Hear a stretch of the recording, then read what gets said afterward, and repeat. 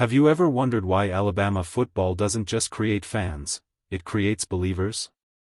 Why a simple college team can make ordinary people scream, cry, argue online for hours, or stand in freezing weather just to feel close to something bigger than themselves? Why it feels less like supporting a team, and more like belonging to a tribe that you defend with your life. Something happens inside the human mind when a group becomes more than entertainment. And Alabama football has tapped into that subconscious architecture better than almost anything else in American sports. What you're about to hear isn't an attack or an insult. It's a psychological exploration of why Alabama creates a mindset that many outsiders find extreme, and why insiders feel like they can't live without it. From the outside, it looks like football. But inside the brain, it looks like identity. The moment someone says, "Roll Tide," something fires inside their nervous system. Those two words don't just represent a cheer. They function almost like a password that unlocks belonging. Neuroscientists call this identity fusion, when a person feels so connected to a group that the success of that group feels like personal success, and the threat to that group feels like a threat to themselves. Alabama fans don't say, "They won."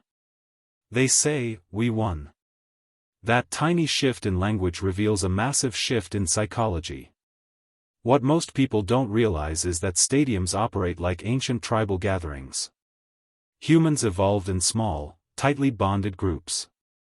Sitting in a stadium, surrounded by tens of thousands of people wearing the same colors, chanting the same chant, all facing the same direction, your brain interprets that as collective unity, not entertainment. Your heartbeat syncs with the crowd. Your emotions sync with the rhythm of the energy. This creates a deep, instinctive sense of belonging. It's the same emotional circuitry that activates during religious rituals, protests, military ceremonies, and even cult gatherings. But here's the strange part, this is not manipulation. It's simply how we're wired. Alabama fans don't just love the team. They love what the team represents. The colors, the logo, the elephant mascot, these aren't just graphics. They are psychological symbols, totems that carry emotional meaning. When someone sees the Crimson A logo, the brain reacts the same way it reacts to cherished symbols like a national flag or a religious emblem. The symbol feels sacred. It becomes part of self-identity. And identity is powerful. Identity shapes behavior more strongly than beliefs or logic ever will. This is why criticizing Alabama football feels to a fan like criticizing their family. You're not just questioning a team. You're questioning who they are. Outsiders think, it's just football. But the inner world of a deeply fused fan doesn't operate on logic. It operates on emotional loyalty. And then there's rivalry psychology. The engine that keeps the fire burning. Humans love creating us versus them dynamics. It gives structure, meaning, direction.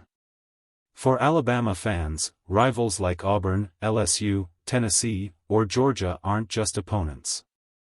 They are symbolic antagonists. They sharpen group identity. They intensify loyalty. They deepens the bond between insiders. The existence of rival tribes strengthens your own tribe.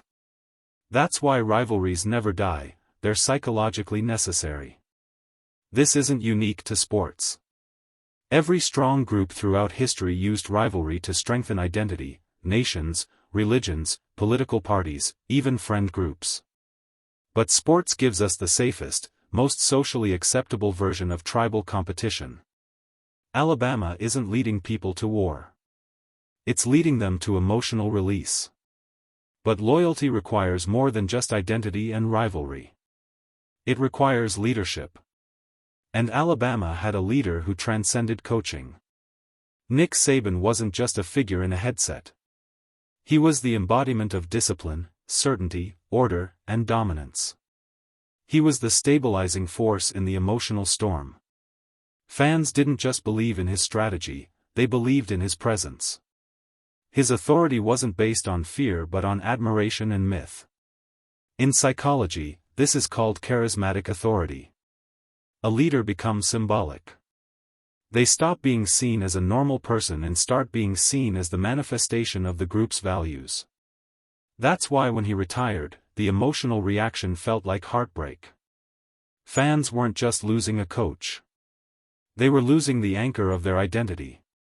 Large groups often run on symbols, and when a symbol is removed, the group temporarily feels directionless.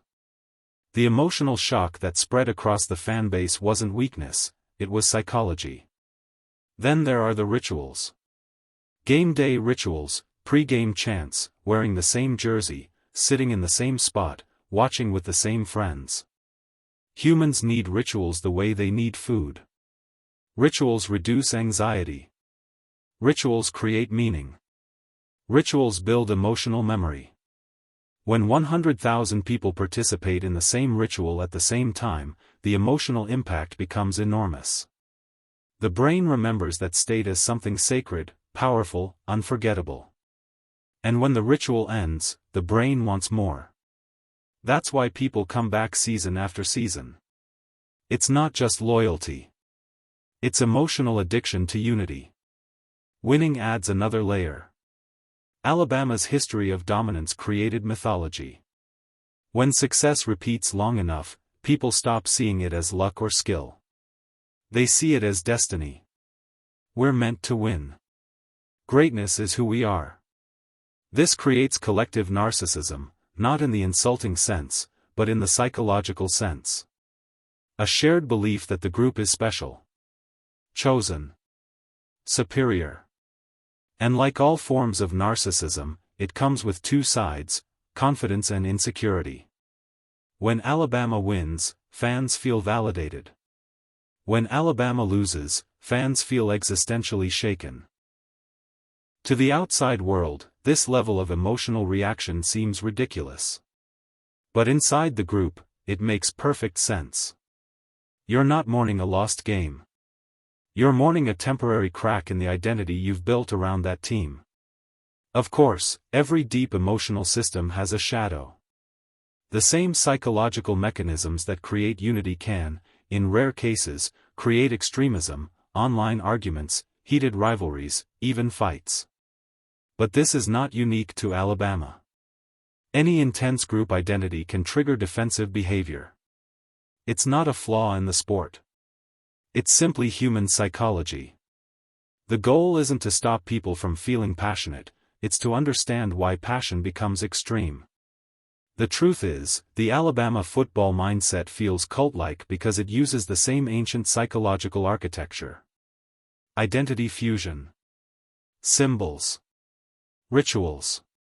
Mythology. A charismatic leader. Tribal competition. Emotional highs. Deep belonging. But here's the twist that outsiders miss. Cults isolate you. Sports connects you. Cults take away your individuality. Sports gives you a place to express it. Cults trap you. Sports frees you. Alabama football doesn't trap people in a belief system. It gives them a place to belong, a place to feel alive, a place to express passion and identity in a world where most people feel disconnected. For some people, Alabama football is community. For some, it's tradition. For some, it's escape. For some, it's purpose. And for many, it's the closest thing they have to a consistent emotional anchor. This isn't weakness. This is humanity. At the end of the day, the real question isn't whether Alabama creates a cult-like mindset. The question is why humans crave belonging so intensely that even a football team can feel like family. Why our brains cling to symbols and rituals. Why identity matters more than logic. Why we fight so hard to protect the groups we love. Maybe the deeper truth is this: football is just the surface. Underneath it is our longing for meaning. Our longing for unity. Our longing for something that makes us feel connected to a world bigger than ourselves. So if Alabama football feels like more than a game, it's because it taps into the deepest layers of human psychology, the layers that shape tribes, religions, nations, and social movements throughout history. The stadium is the modern tribe. The chant is the modern prayer. The logo is the modern totem. The game is the modern ritual. And the fan is the modern believer. But before you judge it, ask yourself, what tribes do you belong to? What symbols control your emotions? What groups shape your identity? What rituals give meaning to your life? Because in the end, this story isn't really about Alabama football. It's about you. Your mind. Your identity. Your hidden psychology. And the invisible forces that shape who you think you are.